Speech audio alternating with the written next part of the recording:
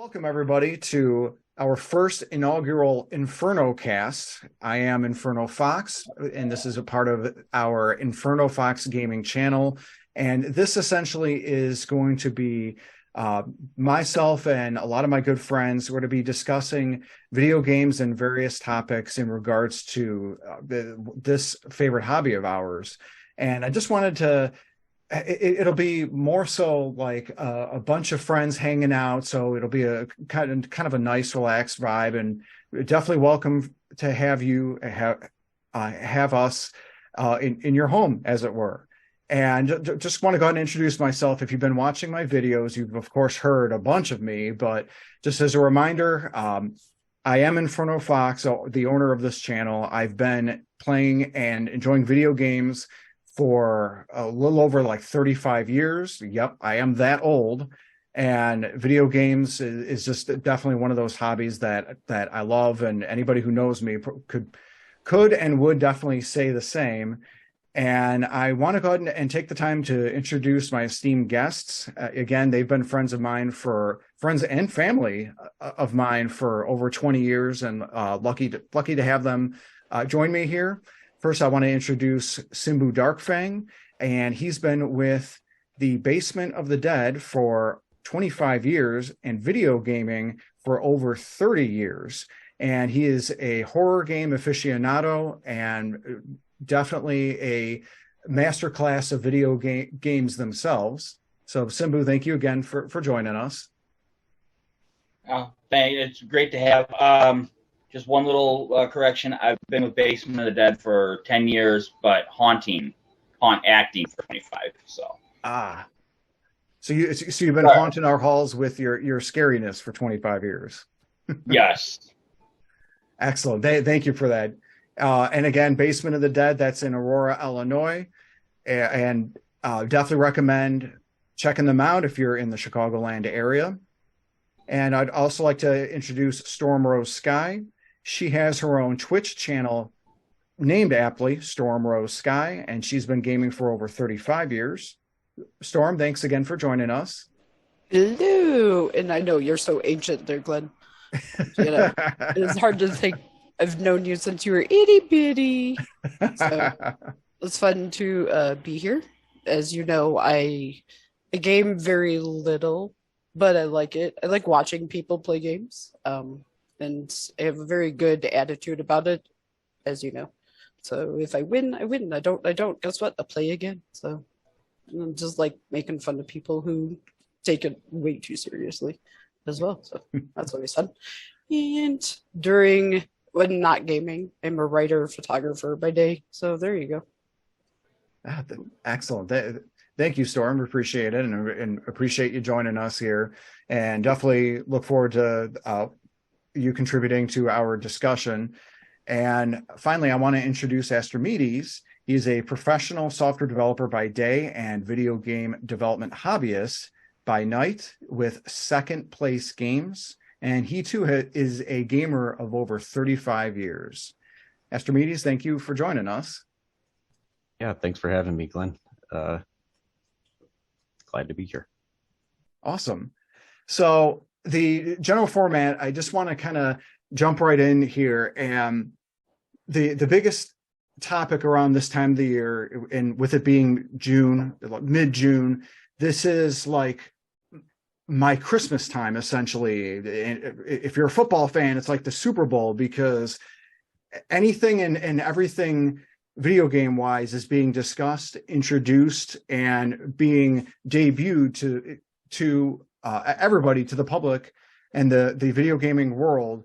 And it's something that we call, like, of course, E3 season, although this is I think the third year that E3 itself has been canceled. And general reminder for those who may not know what E3 is, it of course is the electronics gaming expo that had taken place in like LA since like the late 90s, and it had been the premier event that introduced stuff like the PlayStation 1, the Sega Dreamcast, PS2, and then more infamous stuff like the Sega Saturn and the Wii U and so on and so forth. So it's really well known. But it's been canceled, and there's been a lot of shows and everything like that that have taken its place, and this year has been no exception. We've seen a lot of trailers and games and everything like that from the big three, that of course being Sony, Microsoft, and Nintendo. Though as of the recording of this podcast, Nintendo Direct has been announced, but it has not been revealed what they're going to be showing. That is going to be tomorrow. So we're right in that awkward sweet spot of that 24-hour period where we don't know what's coming, but it could potentially be something great or not. It's like Schrodinger's cat or Schrodinger's Nintendo game reveals, whatever. So want to go ahead and discuss what we know, kind of what we've seen so far from like Sony's shows, Microsoft shows, even like other third-party developers such as like Capcom's and Ubisoft's, if we're at all familiar with anything like that. And I know our experience levels in really like news, how much we all monitor the news varies between each and every one of us. But I really, all four of us here game at some way or level or whatnot. So it's really going to be like, well, what's shown may end up impacting us. So I just kind of want to open it up. Simbu, if you want to give me your general thoughts, and you're my guy in regards to Sony stuff, and and regarding the show that they had, what were your general thoughts? What had you excited, and what do you think Sony could have done better? Sorry, I got Jason the 13th messaging me right now. Apparently he's having some issues getting in. Honestly, when it comes to the PlayStation Showcase, it was a bit lackluster.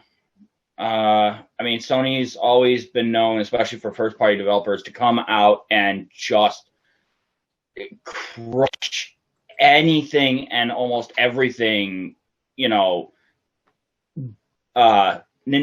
aside, for releases. However, this showcase kind of was a bit back on their heels. Now, they showed off a CG for Helldivers 2, which looks fantastic. I can't wait to see more of that. I'm excited about that one too, yeah. Yeah, it looks amazing. From what I know of the first one, it was like a top-down sort of game. This is going to be like a TPS over your shoulder, which, holy cow, if things I've heard about the first one are anything to take into consideration, the second one is going to just be extremely intense. Yeah, I played a lot of the first one. I think it's the kind of game that actually could really benefit from the kind of like higher budget polish up and kind of move to a big fancier engine sort of thing. I'm really curious about it also. Yeah, I agree, especially when you have such intense battles and things like that.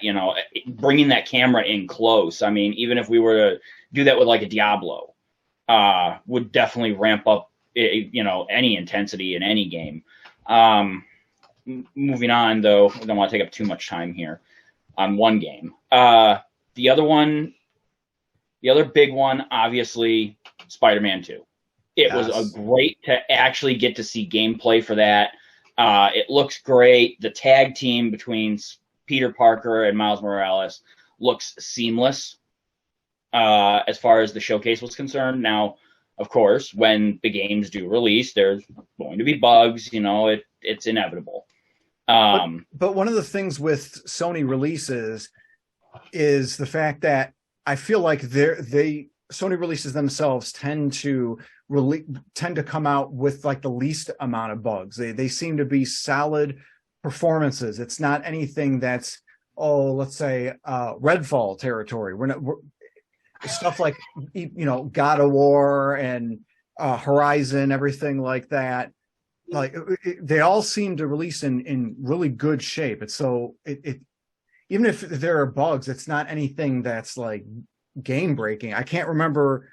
Correct me if I'm wrong, Simbu, but I can't remember like the last time a Sony release came out, Sony first party release came out that was in such a poor buggy state. I wonder to myself sometimes if a studio like Sony that's releasing games on a console, especially a console that is kind of famously nice to develop on from developers. I wonder if they just have like more of a engineering powerhouse, so it's like less likely, like they're still going to rush things, they're still going to have bugs, but they're probably maybe less fall on your face bugs. I would have to agree. Astrimedes, I do believe that is a high possibility. The other thing that is a high potential is the dev kits that these studios work with. As we've seen, I'm going to touch on PC here for a moment, but as we've seen with ports for PC, games for PC in general, the big issue with PC is that before, years ago, back in the Stone Age, you had maybe 2 or 3 devs that could, that would design like parts, so you had a 4-man dev kit, so to speak, to run off of. Now you've got, just so many different developers and computer company, parts companies that, if, the Ryzen 7 is what the game is being devved on, well, I have the, an Asus equivalent, and then InfernoFox has the Intel equivalent, and you have the, the Razer equivalent. So now that's right there. There's 4 that I've named, and of course, there's a lot more than 4 out there. So the fact that Sony, feel is easier to dev on because their kits pretty much stay the same. I like any software, better developer experience often means better software. Yeah, that is very true. I watched Austin. I believe it was Austin Aries. He did a teardown of the 3 PS5 series models, the 1000, the 1100, and the 1200, and the heat pipes and heat sinks were different, throughout. But the only major difference was the size of the APU chip, which was in the Series 1200 is literally a nanometer smaller than the 1000 and the 1100, but does nothing to change the processing or output power of the console. Yeah, that's exactly it. You really hit the nail on the head. And it's funny, I said, Sony has had perfect first-party releases, and as you so succinctly said, not so much for the PC side, but it's due to the wide rainbow spectrum of specs that there are with various PCs and everything. And it's funny where Sony is really looking to do dual releases in the future. They're hoping on both their PS5 system as well as on the PC, though they're looking for live service games first. It's kind of like you throw spaghetti on a wall. They're throwing 10 spaghetti strands on the wall, hoping something sticks, that one of the 10 it ends up like a Fortnite or something. And that's all they need is one of their upcoming live service games to stick the landing, which I really didn't see. There was only, I think, a couple of the live service games that was introduced during this Sony broadcast, or this Sony showcase. And Joey, Simbu, I do have to agree with you that this was one of their weaker showcases, which is funny because last year they called it a state of play because it was only 40 minutes. but their state of play was on point. It was like boom, boom, boom, boom, boom. Honestly, it was like how Microsoft's was this year, except instead of 40 minutes of solid hits, Microsoft's was 60 minutes of it. Whereas this Sony showcase, there were some good ones, there were some kind of and it just begged the question. There were some very well known by being missed entities, like where was Naughty Dog, where was Insomniac Games, or where were titles like Wolverine, and where was I know I already mentioned this by mentioning one of the previous devs, but where was the Last of Us Factions? And from what I heard, Last of Us Factions got rolled back up to the drawing board because this is a company, the Last of Us team, that are known for single player experiences, trying to do a multiplayer experience. But with Sony acquiring Bungie of course, Halo / Destiny / Marathon fame, they are the ones that are sort of overseeing. They were overseeing the development of Factions and said, "Sorry, team, you guys are doing this up to where you should be," and have had to scratch a lot of the work that they've had to do. But that's a good thing, because we want a good Sony game. We don't want a Redfall. We don't want that. So that almost was the nail in the coffin for Microsoft. If Microsoft and Xbox didn't come to play on their showcase, then they were going to be in a world of hurt.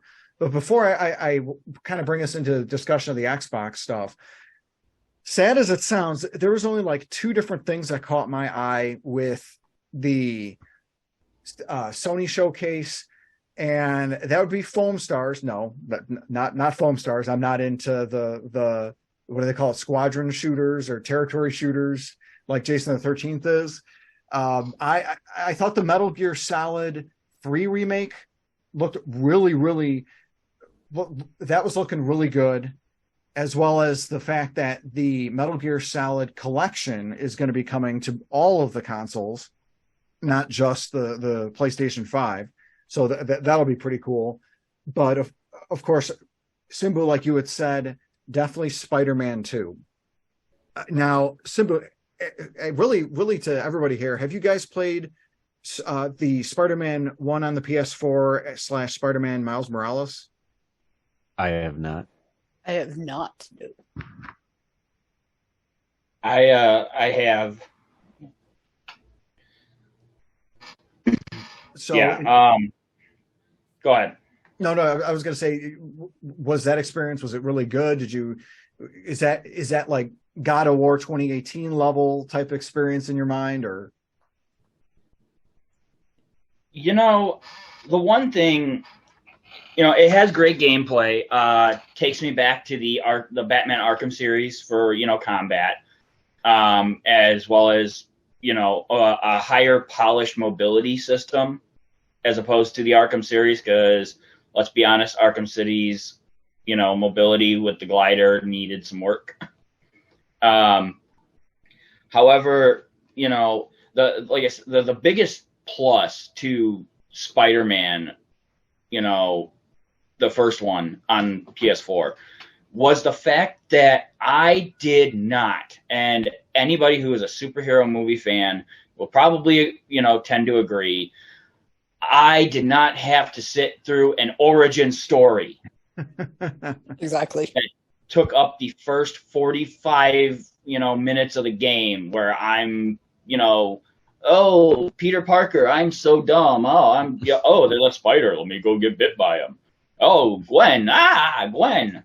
Mary Jane, whatever,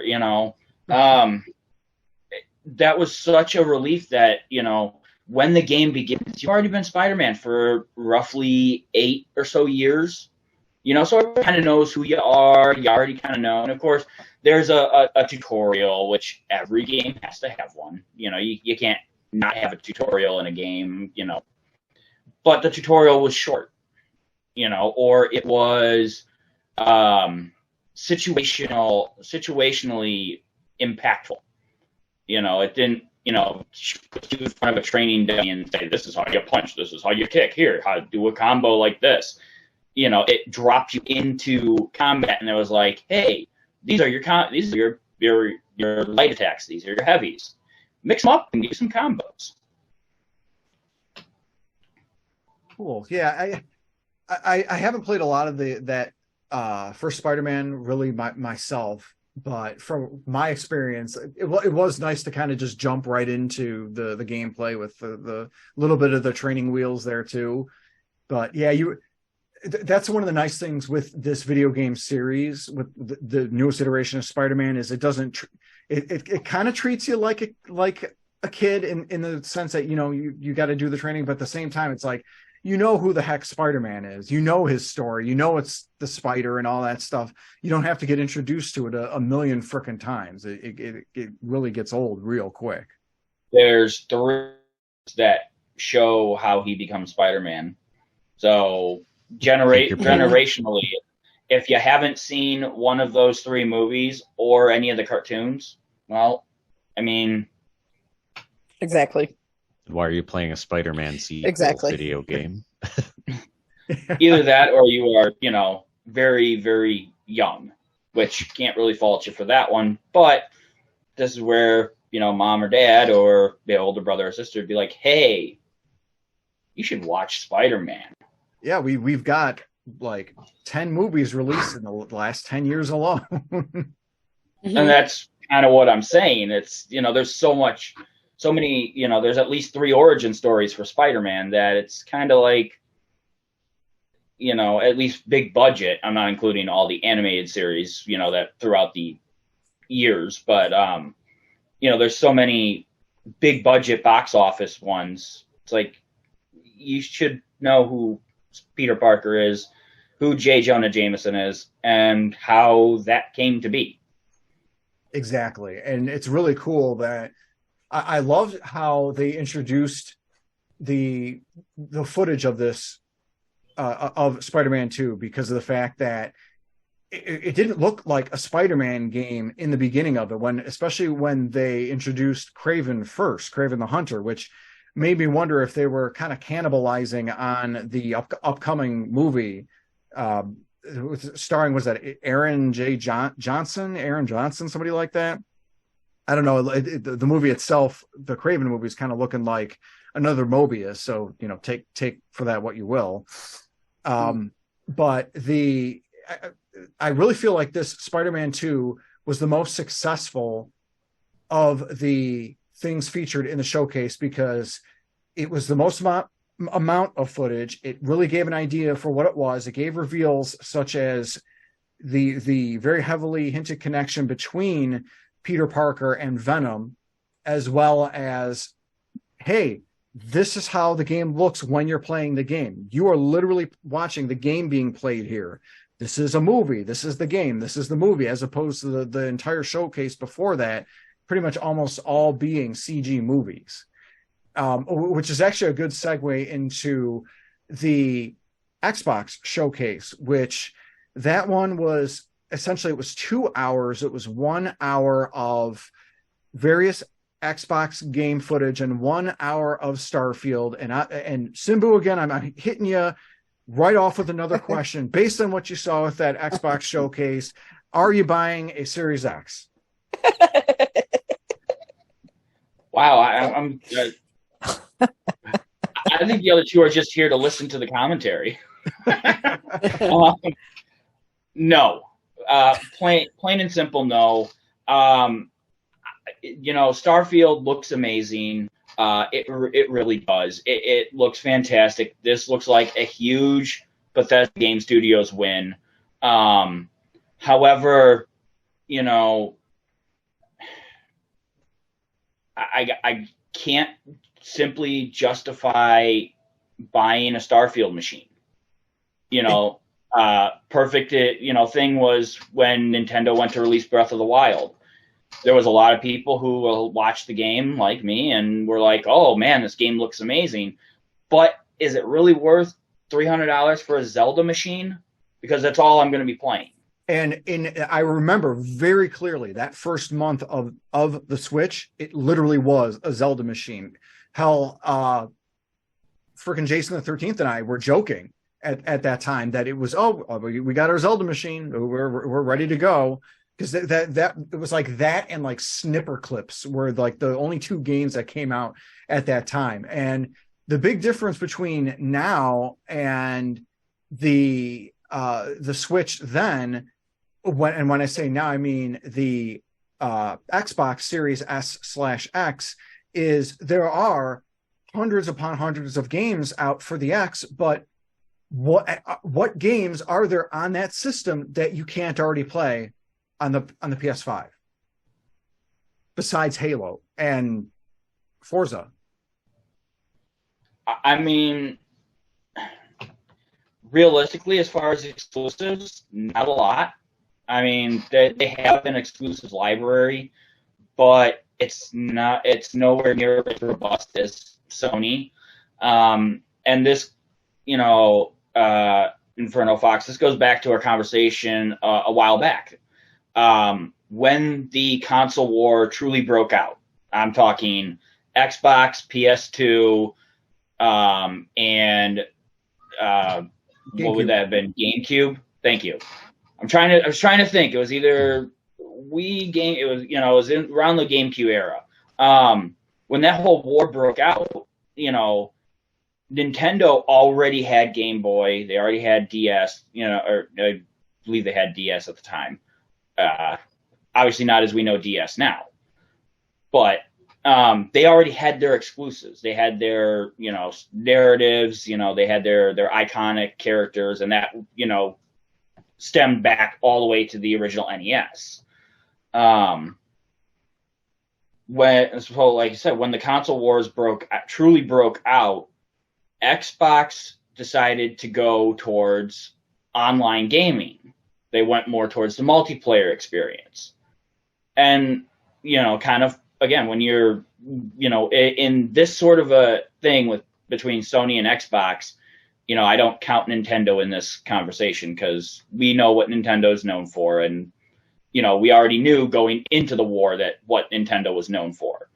Sony and to that end, I'll just quickly intercede how Nintendo's always been very lax about getting into the online space. They really have, for the most part, avoided it. Yeah, they had the earliest they had an online presence was on the Wii, and so I think specifically with Mario Kart Wii. That was like one of their first online games, and they didn't have that many. So it's not, the robustness of online connectivity is not something you get a Nintendo system for. Like you're saying, it absolutely is with an Xbox system, and soon to be with the Sony systems as they've developed with the PS3 and especially the PS4. Hopefully, I'm not, No, you're on your toes too much there. It's all right. I'm talking a lot here as it is. Our two other guests are, going to be tired of hearing about me and probably not going to come back next week. Not true. I was just going to say that I always think of the console wars. It's almost like political parties where it's like people both sign on for the things they think will happen on that console in addition to the things that have actually happened on that console. Yeah. So like Nintendo is a great case in point, because like I feel like Nintendo, it's almost irrelevant what the launch titles are, because there's going to be at least one flagship title, and that will be enough to be, like you said, Inferno Fox, the Zelda machine, or whatever the case is that generation, and that's enough for people to start dumping 100-something hours until the next batch of games start coming out. Yeah, and if it's the Wii U generation, the next single game, and that's all you're going to get for an entire year. Yeah, those were dark times for Nintendo, I think. And it's a little so bit funny. Of a stumble. Like the whole idea of console wars, like all of us grew up with console wars being Nintendo against Sega, and how fanboyism, and I was a victim of it. Anybody who's listening to my videos on my channel here know, and I will readily admit, I was a victim of my own Nintendo fanboyism, where I literally slept on a fantastic system, which is the Sega Genesis. Nope, I only could have Nintendo systems. All the Nintendo, Super Nintendo, Game Boy, the Nintendo 64.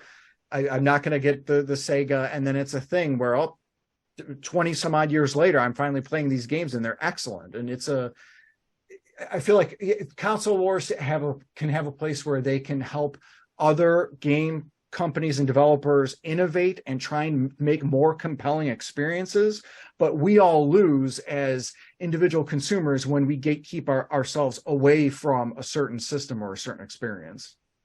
Yeah, I've always, debated throughout the years about how much I like the idea of consoles in general. Like I would say, like there was a while, where I'd pretty much sworn off kind of buying a console. It seemed like a waste. I didn't want to get married to that platform when I could just PC game and not worry about it generally.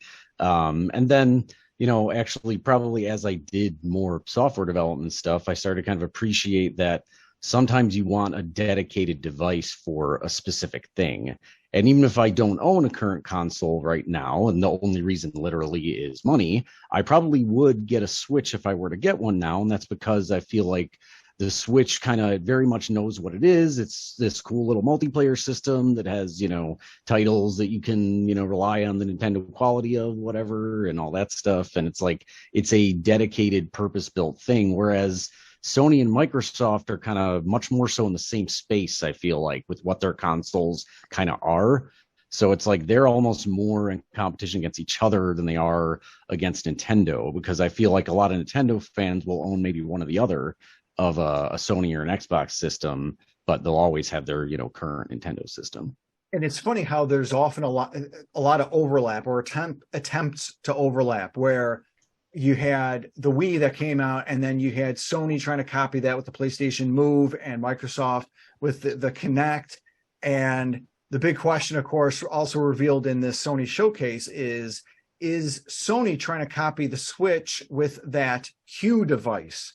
And if you can imagine, and I have this is going to be a poor example. I have a Nintendo Switch Pro controller. It's essentially, pretend this is a PS5 controller, where it's an 8-inch LCD screen, right?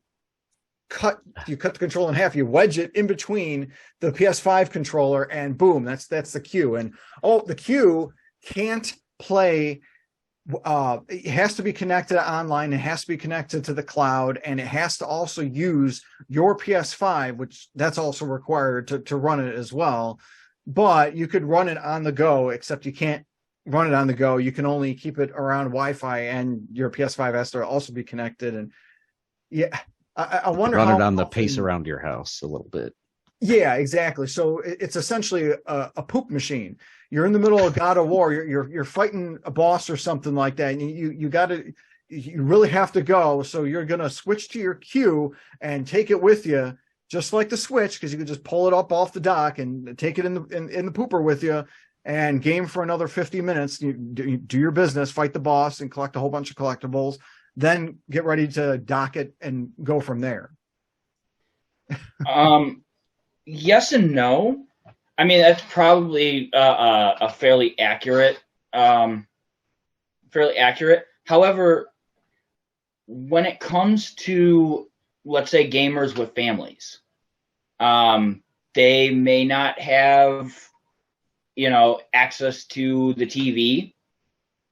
Like wife may be watching something, or kids may be watching something. So what the benefit to that would be being able to grab your Q device and then play while somebody's using the TV.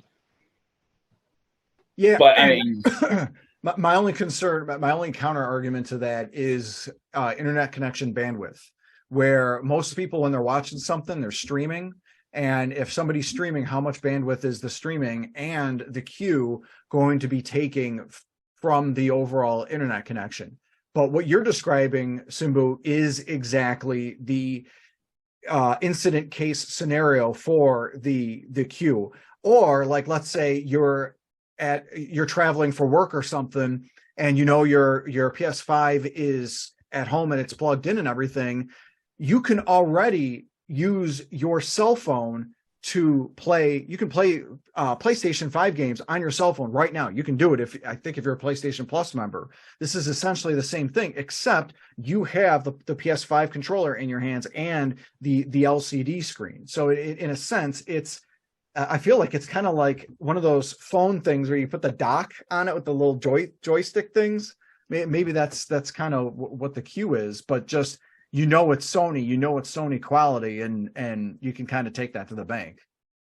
Yeah, I mean, to be honest, when it comes to that, I don't foresee myself getting it again, because for the fact of that, it has to be connected to the internet. Like, I can't download, let's say, God of War from my system and then connect to crappy internet at like a hotel if, let's say, I'm on a trip or something, just as a license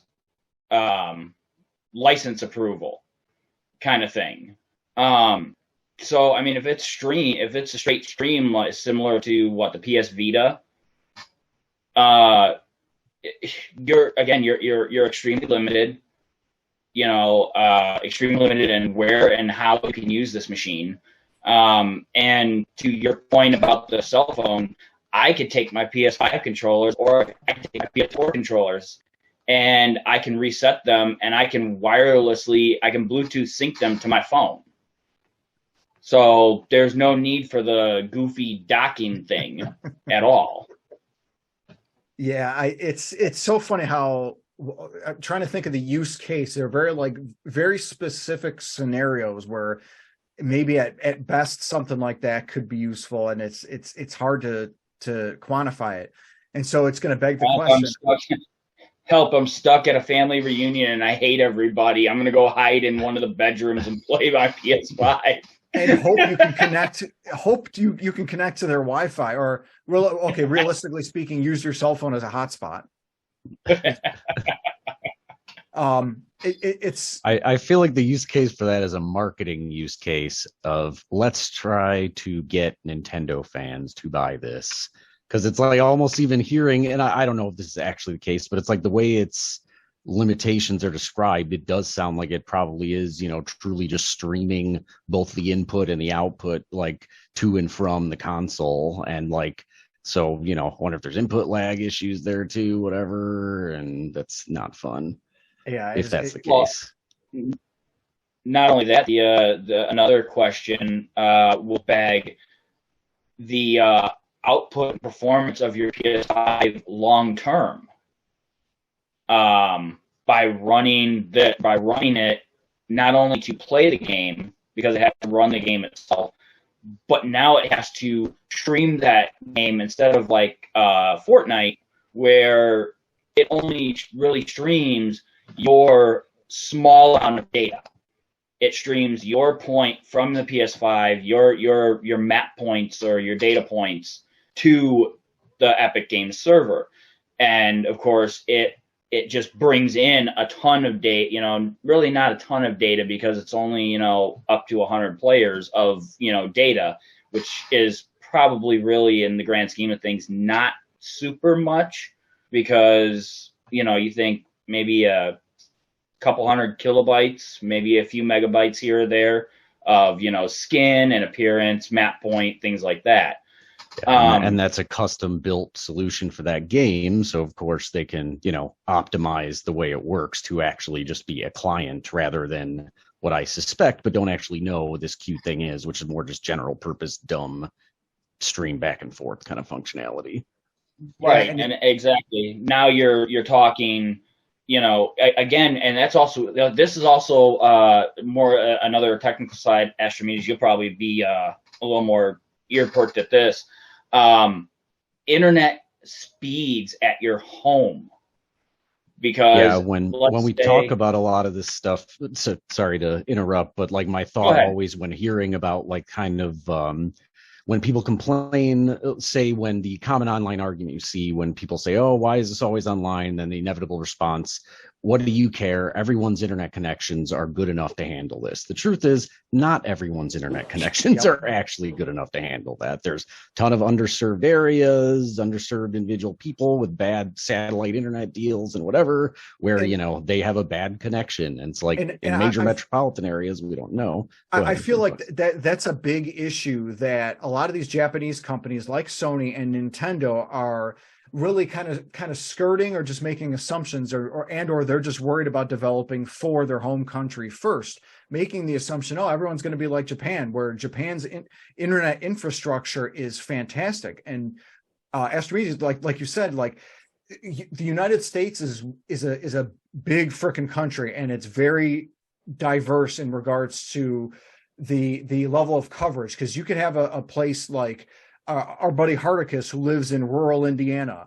He has issues being able to connect online, and there's a lot of people who live in those rural or suburban rural areas that have that. They'd be lucky if they can get like a 1.4 megabit connections, and something like this, the queue is going to be useless. It's going to be less than useless, because Simbu, like you're saying, not only is the PS5 going to be streaming and receiving in, sending out, receiving in, sending out, the queue is also on another connection, maybe the same one, sending out, receiving, sending out, receiving, and that's gonna that hogs a lot of that bandwidth, and it's going to make something like a fork knife completely impossible to be able to be ran, or at least ran effectively. But a device like that would be perfect for something in Japan. It'd be great for them. That's part of the reason why the Switch is such a huge seller over there. It's not the biggest seller in the world. That would belong to the United States, but it's still a big reason. And that's who Nintendo develops for. Nintendo develops their games for Japan first, and then US as a close second. Well, and go in a little bit a little bit more technical here. For example, let's say I wanted to play. I'm trying to think here. House of Ashes, the Dark Pictures anthology, House of Ashes. I know that's not the most current, but this is one that I did look this up on, and where I found these specs. If, let's say, I wanted to play with Astrimedes, and he doesn't have the game, but I have the friend pass, so I can let him play for free as long as he's playing in my game. Now, he doesn't have the game himself, so I have to share play it over PlayStation Plus and the PlayStation Network. My specs, just to share play the game with him, I have to have a 400 gigabyte downstream stable connection minimum, and a minimum of about a 6 or 7 upload. Is that 400 megabyte download speed? Sorry. 400 meg. Sorry. Yes. 400 meg. I'm sorry. I misspoke. Sorry about that. But that's still 400 meg download speed. Like that can be kind of killer to especially like my own connection speed is cheaping out a little bit, but I've got like a 100 megabit, and I'm doing all this stuff here with YouTube and gaming with you guys online and everything like that, and still it's that low. And I'm eligible for 1 gigabit, but I'm trying to save on that money a little bit. Trying to do that. Right. And like I said, though, the system will detect. And like I said, that's why it has to be a 400 minimum stable. You can't have dips. So like if I have 400 megabit internet or 450, let's say, I get an extra 50 megabytes per second. If my daughter or my wife decide to jump on the Wi-Fi, guess what? It's gone. I'm done. Yeah. I can't do it. That's really a shame. Like what strikes me about that, and maybe it's because you mentioned, I'm not familiar with it, but you mentioned it uses like a share play feature sort of thing to do this. Is that like an outside the game functionality? Yeah, like a system functionality thing. Yeah, it's a system functionality. What it requires is for you to download the demo of the game, and then I basically my game consists of filling your gaps. Gotcha. Wow, that's surprising that it still require that much of the kind of hosting user even after the person has downloaded the demo. Because I mean, my first thought as you described it is, oh, wouldn't it be simpler if they did a one-time download and then it's like you can always use this while you're playing the shared game sort of files that are appropriately DRM down so you can't play the game on your own, whatever. But yeah, that's a lot to ask of a person playing a game, kind of. Well, see, the biggest problem with that, though, becomes is if you are able to download the whole file, and let's say it locks it, okay, it puts a little padlock icon on it, you can't play it. Well, now it's how do I get you into the game with me? Is it through console invite? And then that also begs, potential questions, cross-gen gameplays, things of that nature. Oh yeah, I mean, like I'm assuming if they did something like that, that would all be hidden from the user. Like you couldn't see it in your list of games, but behind the scenes it would have downloaded or whatever. But of course, I guess the challenge there is like you're on a console, you can't assume you have infinite space. So yeah, I guess I could kind of puzzle through why that is a bit of a challenge in terms of a feature. Yeah, and just kind of stuff like that is going to make it challenging, just to say the least, especially if you're a lot of these sort of experiences that Sony and Microsoft want to push to gamers aren't going to be applicable to everyone in the United States or even other countries where it's a bigger issue. It kind of reminds me of how Sega and its 8-bit system, the Master System, they kept churning out games for the South American country of Brazil for like 12 or 13 years, so much so that like they had Sega 8-bit versions of Sega Genesis games like Streets of Rage 2 and 3, just because they knew there was a market for that lower console in that particular country, but it's going to sell thousands upon thousands of copies, so it's profitable. I remember hearing about that, and the reasoning, if I remember correctly, was that there were a ton of like knockoff hardware lines that would play Genesis and a bunch of other console game titles. So that's why there was such like a weirdly healthy market for old games there. They had new, shoddy, unlicensed hardware that was running these, old and, potentially newly developed one-off games, whatever. And Sega's like, let's lean into that. Like here, you buy the real thing. Here's the actual the thing for the Sega Master System, and it's hilarious that old system technically was still active for so many years after the fact, and it's because of that whole market.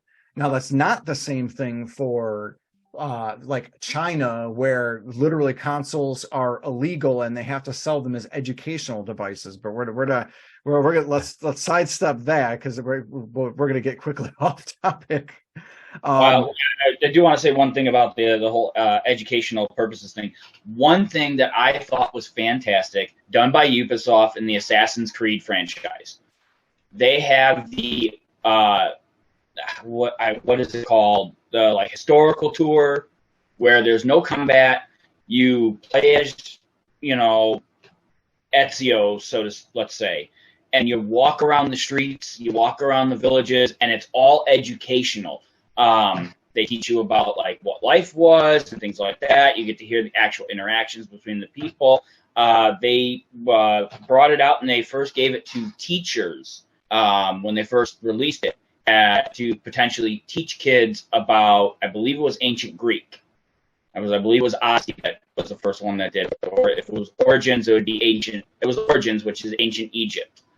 So that was really cool. It was something awesome. It's a new potential teaching technique because let's be honest, not everybody likes history. I mean, I love history because it's fascinating, but not everybody can really sit in class and be like, oh, and then they would take the log and put it on the fire. But like you got a game that's showing you, and that's visual learning. Yeah, it's funny too because the whole educational thing was how like consoles like Nintendo leaned into that and said, "Oh, this is the IQ. It can help you learn," and it's really just Mario 64. And that's how Nintendo, and then soon later Sony, was able to get into China. They just changed the name of their system.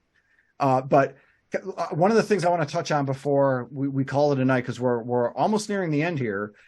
Surprisingly, like the hour goes by quick. I kind of want to touch back into the Xbox showcase, and leaning back into that.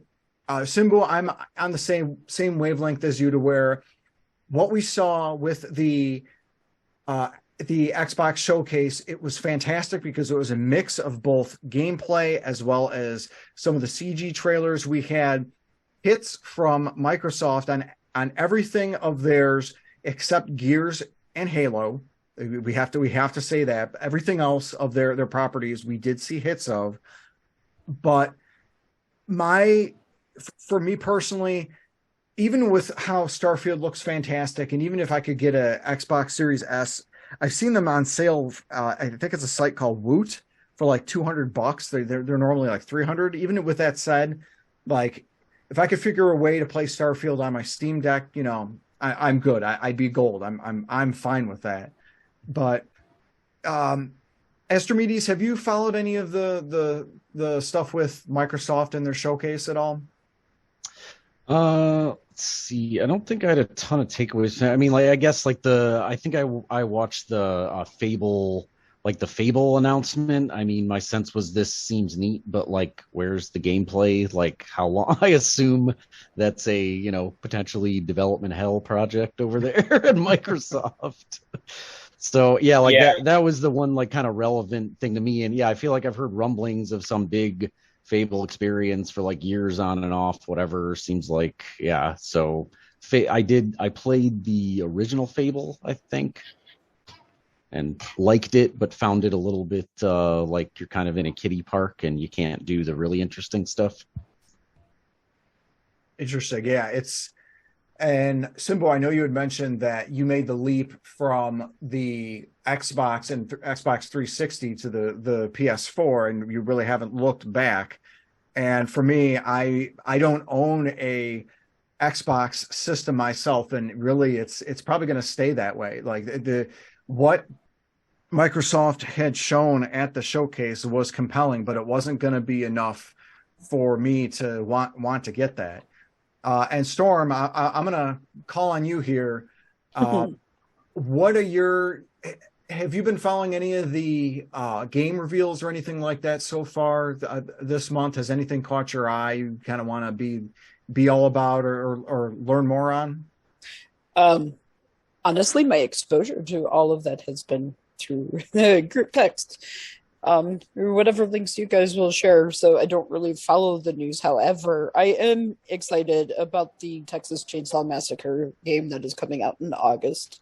That is going to be awesome, because I love the Friday the 13th game, and unfortunately that one's been closed down because, copyright and issue and all that. That's all story for another day. But yeah, I'm looking forward to that one.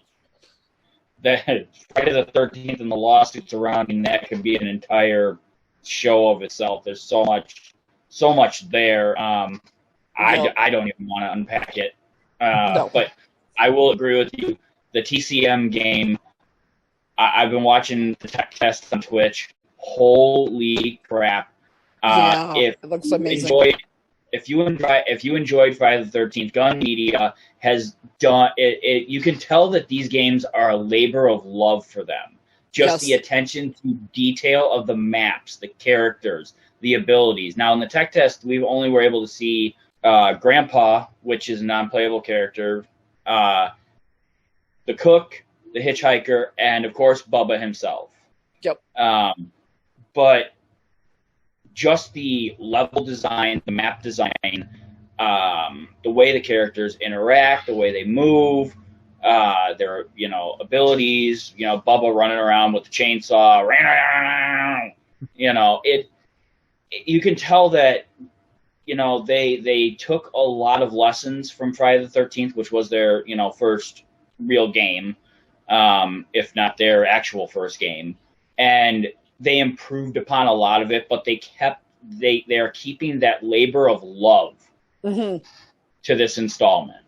And to kind of touch upon that, Astrimedes, is with your developing experience, it obviously be safe to say you take what you learn on your first attempts and whatnot and projects, and you sort of apply them, and you know what works best and what doesn't on your next projects. Does that seem to be the case with this? Is there something specific? Yeah, I do remember. I never played it, but I kind of looked a lot into the Friday the 13th game. I like the sound of it. I like asymmetric multiplayer in general as like a concept, and I like horror stuff as a kind of genre and theme, whatever. Though I don't actually play a ton of horror games, but yeah, I mean, I would think this is almost the perfect opportunity because like there's if you're forced to start new as a developer, it's almost like it's bad because it means it's a bunch of time. It's a new time sink, whatever, but it's good because it means you're not married to your old mistakes like you would be if you were truly stuck with the old code base or whatever. So, I mean, that makes sense. And, so purely on a technical level, of course, they could iterate whatever. And with the multiplayer game in particular, I'm sure there's a lot of opportunity to do that. But it sounds like also I'd be really curious, and not knowing a ton of specifics about the kind of balance or anything of the first one. I'm sure that, they're also going to iterate on the gameplay balance and all that in this one too. So yeah, that's really interesting to hear. The Texas Chain Saw Massacre seems, compared to Friday the 13th, probably a little more fast and loose with handing out the IP just based on number of movies that have been remade. And I feel like I've seen a few random Texas Chainsaw Massacre branded things, but it seems great as a concept. It's the first time hearing of it, but like, yeah. And just you mentioning that they showcase the Grampa as the reveal in the reveal trailer is really amusing. Yeah, and of course, like that, the fact that, I guess Grampa is an NPC, he's a non-playable character. You can't pick to play as Grandpa. But he serves his purpose in the game. As one of the three family members, you run around, you collect blood from the buckets, and you feed Grandpa, and he levels up. Every time he hits a new level, he roars, and if the survivors are moving, they get outed on wherever they are. They get outlined to the family. Now, of course, to make that fair, what they've implemented is the survivors will get a notification about 5 or so seconds before Grandpa roars, saying that, basically Grandpa is about to roar, stay still. So you have an opportunity to, as a survivor, know that that's about to happen and, negate you getting, outed on your location. Of course, you can, choose to ignore it and say, I'm Decoy. Come here, you big dumb lummox with a chainsaw. I'm right here. Come get me. That's pretty neat. Yeah, mentioning the warning. You first mentioned the mechanic. I was like, oh, that almost feels sort of unfair to the other side to just get kind of automatically outed like that, though I do like the kind of team gameplay aspect of you all have to work to kind of fuel this ability that does that. But yeah, that sounds really neat, actually, because like you said, the potential for counterplay there, like knowing that's the case, intentionally revealing yourself, like, and then the other side having to wonder, is that a trick? I just see the one guy, or, was that just he messed up? That's interesting. Right. And of course, the other thing too is that as you level up Grandpa, there's 5 stages of Grandpa. And once you hit level 5 Grandpa, you are not safe at all. It does not matter whether you're still, you're hiding, you are outed because Grandpa is, he's ultimate Grandpa at this point. Yeah, that's neat, because at that point the team has accomplished like a meta goal, essentially. They've done it whatever X times, 5 times, whatever you said, and then it activates this ability. That feels more fair. Yeah. Yeah, and of course, each family member can carry different amounts of blood. So, like, let's say Cook can carry a maximum of 100, Hitchhiker like 50, Bubba, being Bubba, can only carry like 30. And obviously, it's an experience.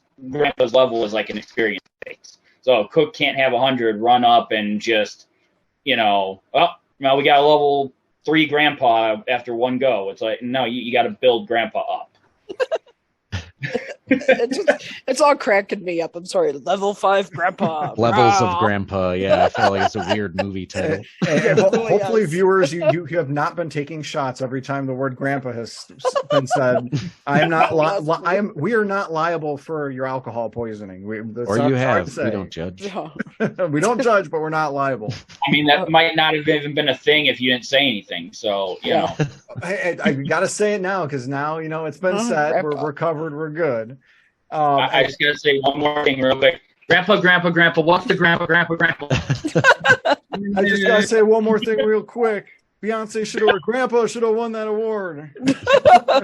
Oh wow! Put a Grandpa count in the show notes. Oh gosh. Alrighty, my friends, I think we're going to go ahead and call it a wrap. It's been about an hour here. Want to just say thank you to the viewers, yourselves for joining us here, and especially huge thank you to my cavalcade of characters here. We've got Simbu Darkfang. You can visit him at Basement of the Dead in Aurora, Illinois. Again, Basement of the Dead in Aurora, Illinois. Stormrosesky. She's got her Twitch channel of Stormrosesky, and Astrimedes. He is a game development hobbyist and co-owner of Second Place Games. Second Place Games. Anything else, guys, before we call it a wrap here? I'll talk more next week. If you let me. I think, I'm kidding. Next week we could probably cover some of the Nintendo reveals or whatnot, but that's going to be a problem because you might have me talking all y'all. You'll hear my rant about no fucking Animal Crossing, but yeah. I'm a software developer. I love just talking about things I don't actually have firsthand experience with. There you go. That's okay. Next week with Inferno Fox, and I'll bring my teddy bear and my blankie. Yeah, I'll take a nice nap. Hopefully, it's got like a grandpa. Is it going to be a grandpa teddy? Level 5 grandpa. Level 5 grandpa teddy bear. I'll be running out to build a bear tomorrow to go make that. God, that would make a killer T-shirt. Level 5 grandpa. Hey, one of the streamers I was watching during the tech test, I gotta say this. His whole his little caption for what the stream is about was dreams of a level 5 grandpa. I should also mention one of our normal castmates that will be here, Jason the 13th. You can find Jason the 13th at his YouTube channel. Again, it's Jason the 13th. He's got a lot of gaming, Pokemon gameplay. He has some fork knife gameplay, and he is now going through Legend of Zelda Tears of the Kingdom gameplay. So if you want to see him and his experience, please take some time to check out his YouTube channel. And that's a wrap. Thank you again, guys.